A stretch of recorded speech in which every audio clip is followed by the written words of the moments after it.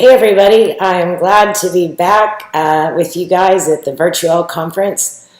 Sorry part of my title is covered up, but basically what we're going to talk about today are how do we help our English learners learn how to speak using a complete sentence all by themselves.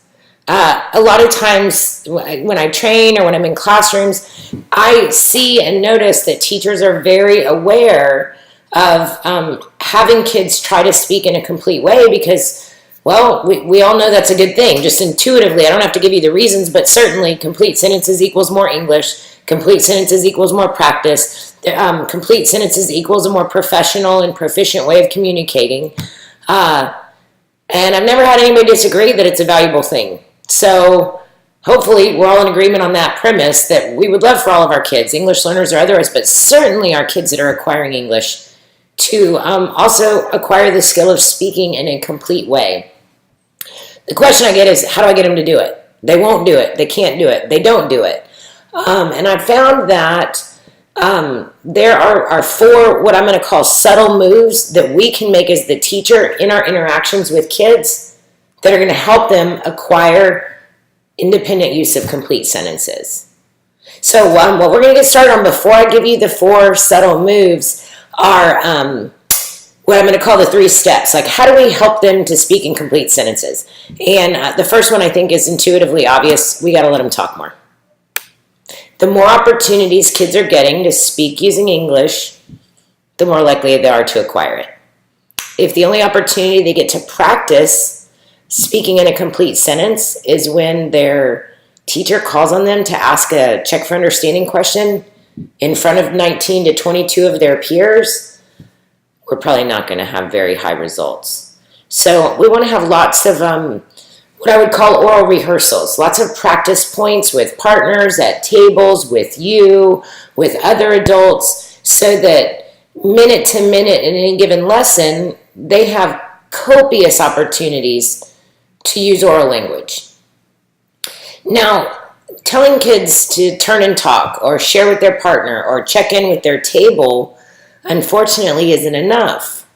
We're working with kids that are acquiring academic English. So what usually results in turn and talks is English learners are using the 100, 300, 600 words they're really comfortable with, which may or may not have anything to do with the lesson they're learning. So the next thing we have to do after we let them talk more is we have to target their talk. I did a Flipgrid video on this about 8 months ago, but what do I mean by target the talk? Every time we let them talk in class, check in with your partner, talk to your group, turn to your neighbor, it should sound like this. I'm listening for. Hey, I want you to turn and talk to your partner. It should sound like this. Hey, when you check in with your group, here's your stem that I'd like for you to use. Right? Go find a partner at another table who has something similar to you, and when you're talking, I'm listening for you to use these words. Can you imagine how powerful it would be if every time students talked, we remembered to target that talk ahead of time? What that would result in is 100% of student communication would involve academic language, would involve the language of our lesson, would ideally involve complete sentences. So these two items, letting them talk more and targeting the talk, are really centered around all the opportunities we want them to have in class. The third item is really about you, the teacher, and this is where we're going to get into the four subtle moves you can make to support your students, and that is coaching for the complete sentence. Now everybody think about that word coach for a minute. Almost all of us have been coached, either as a kid in a sport, maybe as a teacher in a learning environment. Some of us have the experience of being a coach, like coaching your kids' volleyball team or chess team. I want you to think about what that job of being a coach entails. Here's how I often see teachers coach for a complete sentence. And before you get too excited, I'm going to tell you what I'm going to show you is a non-example. This is not what coaching for a complete sentence looks like. You call on Marco. You say, What body function is responsible for the exchange of gases? And when you call on him, he says, respiration. Good answer. I like that answer, but guess what? It's not in a complete sentence. So when he says respiration, what I say to him is, you're right, but please say that in a complete sentence. That's not coaching. That's retelling someone to do something they clearly don't know how to do yet. Right? I want you to just think about a sports analogy. If I'm coaching somebody in how to have the proper form for a layup in basketball, let's pretend I'm the girls' basketball coach at a middle school, and we're all practicing the layup drill. There's girls lined up. Girl number 1 goes and does the layup. It's perfect, flawless. I say, nice job, hop back in line. Girl number 2, another really great one, she hops back in line. The third girl that goes has really very low skill with layups. She's not very good at it at all. Her dribbling is not good. Her hand-eye coordination is not good. Her basketball, when she throws it up, doesn't even hit the backboard. It's bad. I'm her coach. Could you imagine if I just said, well, get in line and do it right next time? That's what this statement on the slide does. We're basically saying, you're right, but you're not right enough for me. We're not giving them a way forward when we do that. Another piece connected to that is, imagine a student that really is very much struggling with this, and every time you call on them, they might have a right answer. They're making an attempt, and we're telling them, you're right, but please say it in a complete sentence. Here's a good analogy for this. Any of you have a husband or a wife or a mom or a dad or a friend, brother, sister, right? We all have people in our lives that matter to us. I'll use my husband, Marshall, for an example. Whenever I'm talking to him and he says back to me, Nancy, you're right, but, you know what he's about to tell me? He's about to tell me why I'm wrong or why he's right. So imagine this in a classroom scenario. A steady diet of you're right, but, you're right, but, you're right, but, starts to be internalized as I'm wrong. So instead of using the statement that's on the slide, what we're going to do now is talk about, oh, I need to move myself. Let's see if I don't, oh, I hope I didn't mess it up. All right, so how do I coach for a complete sentence? What I'm going to do here is click on a video in just a minute, and that video is going to be modeling how we do this. But in short form, how do we coach for a complete sentence? The first thing we're going to do is give them all the words they need. We're going to tell them the whole complete sentence and ask them to repeat it. And as they gain in skill, we're going to withdraw some support, give them a sentence stem so that's only part of the sentence, not the whole sentence. As students gain in skill, what do we do there? We withdraw support, so I'm no longer giving them a stem. Now I might just give them a keyword or a phrase. And eventually where we want to get to is that kids are speaking using a complete sentence, and when they don't, all we have to do is cue them with the gesture. So if you'll give me just a second, I'm going to load up a video that models this process for you.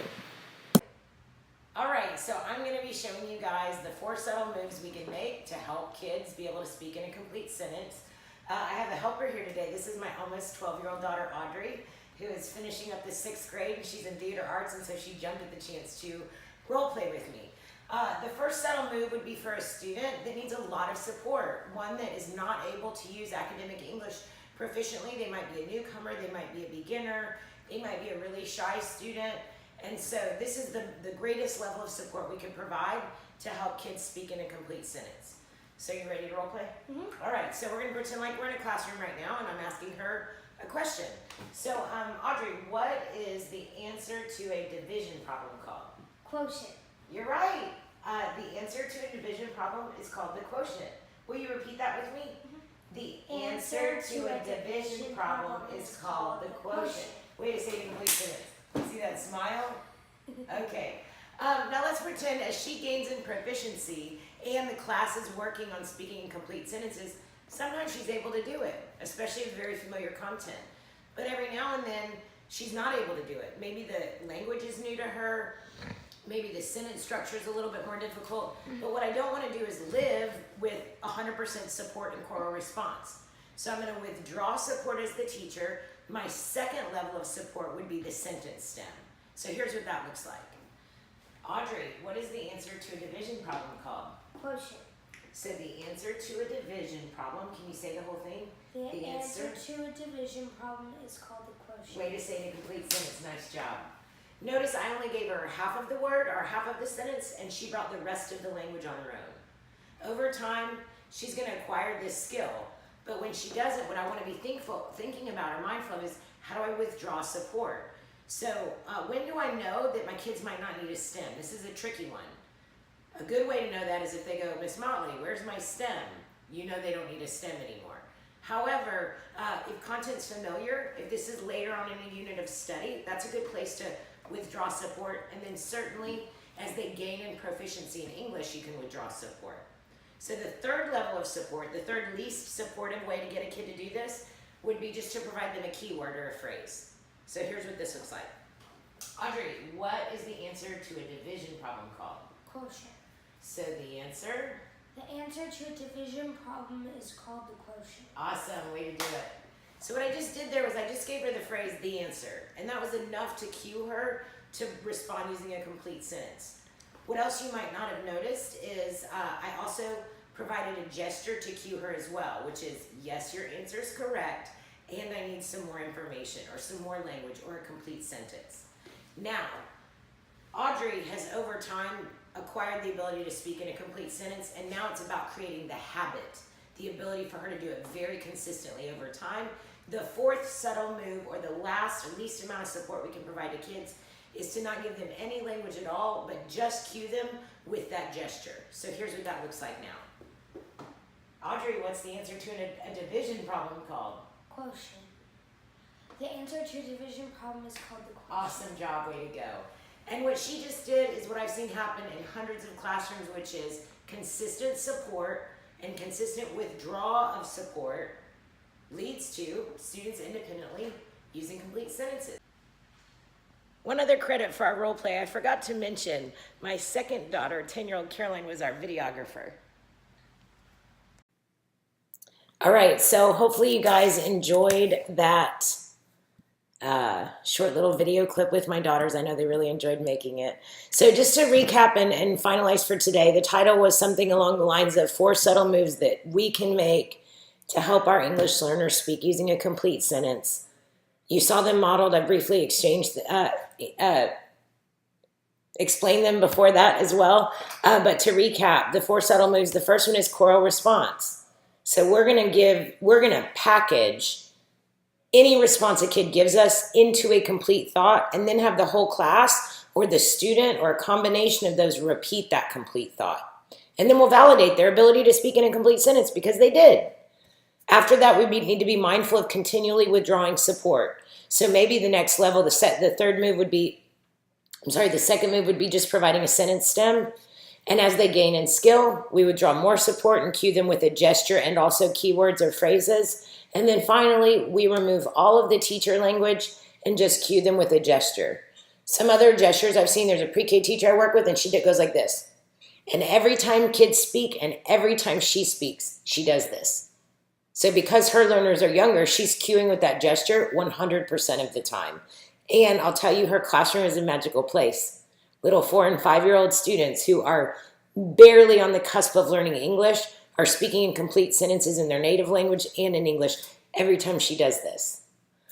I hope that this has been helpful for you, and I look forward to watching all of your videos. And I'm all done. Thanks, guys. Hey, gang, I forgot one other thing. Let me get this back up here. This might be intuitively obvious, but I just wanted to make it clear. Do you see how these 4 subtle moves also allow for complete differentiation in the classroom? If you have a small guided reading group with 5 students, you might have 1 that you're providing choral response for. You might have 3 that you're cueing with only a gesture, and you might have 1 in that moment that provides a sentence stem. The same as in a whole class. So all of these moves you get to make at the most appropriate level for an individual kid when you're interacting with them.